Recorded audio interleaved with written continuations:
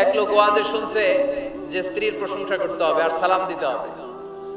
তো সে মাহফিল শেষ করে বাড়িতে যাওয়ার পরে স্ত্রী দরজা খুলে দিয়েছে, সে ঘরে ঢুকেই স্ত্রীকে সালাম দিচ্ছে, আসসালামু আলাইকুম। স্ত্রী মনে মনে কে ওয়ালাইকুম আসসালাম, ঘটনা কি? জীবনে তো এটা কোনোদিন সালাম দেয় নাই আমারে, আজকে কোনো নতুন মতলব টতলব আছে নাকি? তো যাই হোক, সালামের উত্তর দিয়ে ডাইনিং টেবিলে হাজবেন্ডকে বসিয়ে খাবার দিচ্ছে, স্বামীও খাচ্ছে, খায় আর মিটি মিটি হাসে। তো স্ত্রী বলে, এই রাত বাজে 1:30, ওয়াজ শুনে আসছে, ভালো কথা, হাসো কেন একা একা? কি হাসো কেন? তো স্বামী ওই যে হুজুরের কাছ থেকে শুনছে স্ত্রীর প্রশংসা করতে হবে, রান্নার প্রশংসা, তো সে শুরু করছে। সে বলতেছে, শোনো, হাসতেছে এর কারণ হচ্ছে আজকে তোমার রান্নাটা এত মজা হয়েছে না, এত মজার রান্না আমার জীবনে আমি খাই নাই। প্রশংসা করতে শুরু করছে। তো রান্না মজা হয়েছে শুনে স্ত্রী তেলে বেগুনে জ্বলে উঠছে। সে বলে, কি রান্না মজা হয়েছে মানে বিগত 10 বছর ধরে তোমার রান্না করে খাওয়াই, একদিনও রান্নার প্রশংসা করলা না, আর আজকে পাশের ঘরের ভাবি একটু গরুর গোশতের তরকারি পাঠাইছিল, একটু গরুর গোশতের তরকারি পাঠাইছিল বাসায়, ওইটা দিয়েই তোমাকে খাবার দিছি, আমি রান্না টান্না চুলাই করি নাই।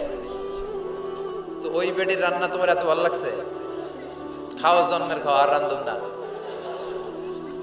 তো এরকম উল্টা পাল্টা প্রশংসা করলে কিন্তু চুলায় আগুন জ্বলবে না, রোজা রাখা লাগতে পারে। তো আসুন আমরা আমাদের ফ্যামিলি গুলোরে জান্নাতি ফ্যামিলি বানাই। আমরা কি চাই না আমাদের ফ্যামিলিও জান্নাতি ফ্যামিলি হোক? বিশ্বনবী মা আয়েশাকে আগে সালাম দিতেন, আগে সালাম দিয়ে দিতেন। মা আয়েশার সাথে একই বালতি থেকে পানি নিয়ে দুজন একসাথে গোসল করতেন, সুবহানাল্লাহ পড়েন। গ্লাসের যেই জায়গায় ঠোঁট লাগিয়ে মা আয়েশা পানি খেতেন, বিশ্বনবী খুঁজে খুঁজে ওই জায়গায় ঠোঁট লাগিয়ে পানি খেতেন। মা আয়েশা হাড্ডি চুষে ফেলে দিলে ওই চোষা হাড্ডি নিয়ে বিশ্বনবী আবার চুষতে শুরু করে দিতেন। কি ভালোবাসা! এগুলো নাই আমাদের মধ্যে। আসুন আমরা ফ্যামিলিটারে জান্নাতি ফ্যামিলি বানাই। রাজি আছেন? সালাম দিবেন তো সবাই? আল্লাহ তুমি তৌফিক দাও। আসেন আল্লাহর নামে 3টা তাকবীর দেই, ভাগাভাগি করে দেই। প্রথম তাকবীর দিব বিবাহিতরা, দ্বিতীয় তাকবীর দিব অবিবাহিতরা, তৃতীয় তাকবীর সবাই মিলে। বিবাহিত কারা কারা আসছেন দেখি? অনেক, হাত নামান। অবিবাহিত কারা কারা আসছে দেখি?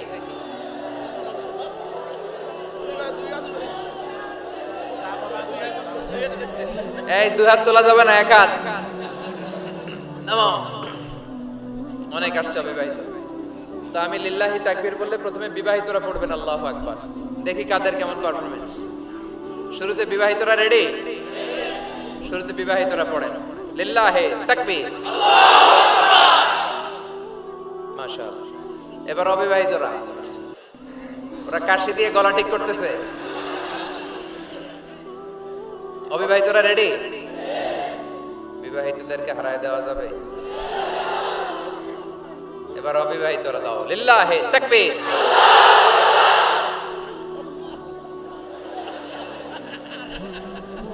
মাশাআল্লাহ। এবার সবাই মিলে 3টা লিল্লাহি তাকবীর, লিল্লাহি তাকবীর, লিল্লাহি তাকবীর। আল্লাহ তাকবীর গুলারে কবুল করো। সব সময় যেন তাকবীর দিতে পারি তৌফিক দাও। যে বইটা থেকে আমরা কথা শুনবো বলেন তো বইটার নাম? এই কোরআন আল কারীমের এমন একটা সূরা আজকে তেলাওয়াত করেছি, প্রায় অনেকেরই মুখস্থ আছে না নাই? সূরার নাম সবাই বলেন, আবার বলেন, আওয়াজ করে বলেন। এইভাবে উত্তর দিতে হবে, বলা যাবে? সূরাতুদ দুহা। এটা কি মাইক রে ভাই? হ্যাঁ, এটা আমি কথা বলার অনেক পরে সাউন্ডটা যায়, এরপরে আড়ষ্ট হয়ে আছে, ক্লিন না। আপনারা মাইক সিস্টেম সবসময় ডিজিটাল মাইক রাখার চেষ্টা করবেন। আমাদের প্যান্ডেল লাগে না, শ্রোতারা এমনিই বসে যায়, ঠিক কিনা? দরকার হচ্ছে ভালো সাউন্ড সিস্টেম। এই মাইকের সমস্যার কারণে আমাদের মাহফিলগুলো মাইর খেয়ে গেল। কনসার্টে কোনোদিন সমস্যা হয় না, কথা কন, খালি ডেক সেট বাজে, দুম্মা চলে দুম, আছে না নাই? ওগুলাতে সমস্যা হয় না, যত সমস্যা মাহফিলে। তোমার সাউন্ডটা ঠিক করবা, সাউন্ডটা ভালো না। তো যে সূরা থেকে কথা শুনবো সূরার নাম কথা বলেন? দোহা মানে আলো, দোহা মানে আশার আলো। কিসের আলো? সম্ভাবনার আলো। সুবহানাল্লাহ পড়ে। আলো শুনলে ভালো লাগে না, নাকি অন্ধকার ভালো লাগে? এজন্য আল্লাহ আলোর নামে সূরা দিলেন। সুবহানাল্লাহ পড়ে।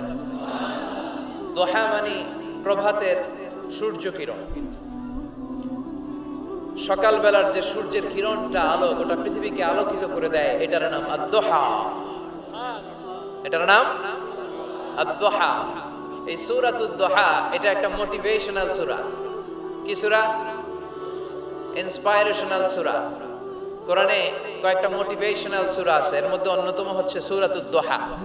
এটা পড়লে, এটা শিখলে, এটা জানলে আপনি ইউ উইল বি মোটিভেটেড, আপনি আরো উৎসাহিত হবেন, আপনি আশা ফিরে পাবেন। সুবহানাল্লাহ পড়েন।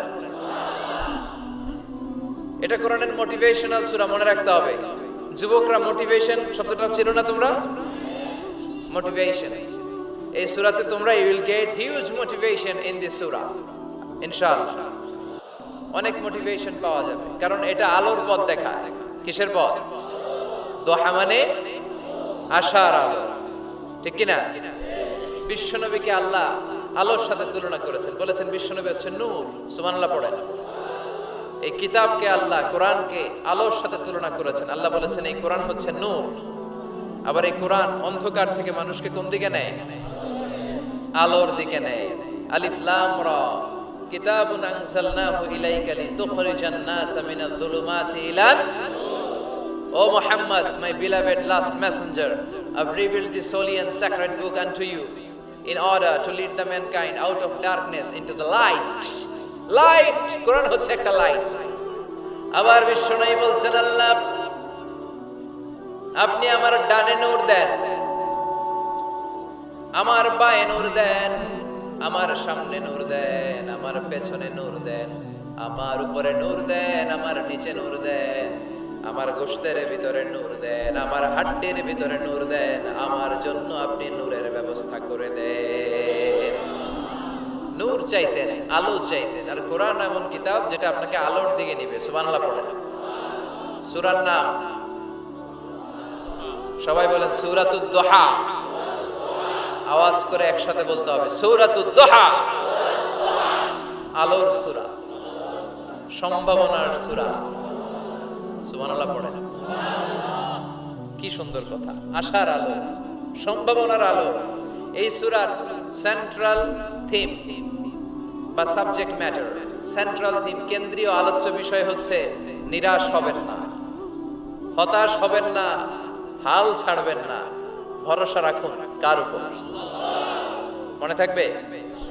এই সূরার সেন্ট্রাল থিম বা সাবজেক্ট ম্যাটার, কেন্দ্রীয় আলোচ্য বিষয় হচ্ছে নিরাশ হওয়া যাবে না, হতাশ হওয়া যাবে না, হাল ছেড়ে দেওয়া যাবে না, ভরসা রাখতে হবে কার উপর? এজন্য আল্লাহ আলোর কথা বলেছেন। সুবহানাল্লাহ পড়েন। এই সূরা নাজিলের একটা ব্যাকগ্রাউন্ড আছে, শুনবেন? কোন প্রেক্ষাপটে নাজিল হলো শুনবেন? এই সূরাটা হচ্ছে সূরাতুদ দোহা, হচ্ছে মাক্কি সূরা। কি সূরা? সবাই কয় মাক্কি সূরা, এবং মাক্কি যুগের একেবারে শুরুর দিকে নাজিল হওয়া সূরা। বিশ্বনবীর কাছে কোরআনের শুরুর দিকে যে সমস্ত আয়াত নাজিল হয়েছে বিশ্বনবী প্রচার করেছেন, কারণ আল্লাহ বলেছেন বাল্লিগ মা উনজিলা ইলাইক, নবী আপনার কাছে আমি যা নাজিল করেছি প্রচার করে দেন, প্রচার করে দেন। তো যাই নাজিল হতো বিশ্বনবী প্রচার করে দিত। হঠাৎ করে কোরআন নাজিল হওয়া বন্ধ হয়ে গেল, আর নাজিল হয় না। বিশ্বনবী started to miss the revelation, কোরআনকে খুব মিস করতে লাগলেন। কিরে, কি সুন্দর জিবরাইল আসতো কোরআন নিয়ে, ওহী নিয়ে, আসে না কেন? নাজিল হচ্ছে না কেন? এখন বিশ্বনবী কোরআন পেলে কোরআন প্রচার করত, কোরআনের আয়াতগুলো সবার সাথে শেয়ার করত। এখন নাজিলও হয় না, শেয়ারও করতে পারে, প্রচারও করতে পারে, প্রচার কার্যক্রম বন্ধ। কাফেরদের মধ্যে গুনগুন শুরু হয়ে গেল, মুহাম্মদ তোর রব তোরে ভুলে গেছে। নাউজুবিল্লাহ কইবেন না? তোমার রব তোমারে ভুলে গেছে, তোমার আল্লাহ তোমার উপর অসন্তুষ্ট হয়েছে। কোন বর্ণনায় এসেছে 15 দিন, কোন বর্ণনায় 1 মাস, কোন বর্ণনায় 3 মাস, কোন বর্ণনায় 6 মাস ওহী নাজিল বন্ধ ছিল। বিশ্বনবী ওহিকে মিস করতে লাগলেন। ঘটনা কি? ওহি নাজিল হয় না কেন? আমি এখন কি প্রচার করব? বিশ্বনবী আর কিছুই প্রচার করতে পারছেন না, নাজিলও হয় না, উনিও প্রচার করতে পারেন না, কারণ বিশ্বনবী তো মন গড়া কিছু বলেন না। বলেন, ওমা ইয়ানতিকু আনিল হাওয়া ইন হুয়া ইল্লা ওয়াহয়ুই ইউহা। আল্লাহর ওহী আসলে বিশ্বনবী বলে, তা না হলে বিশ্বনবী বলে।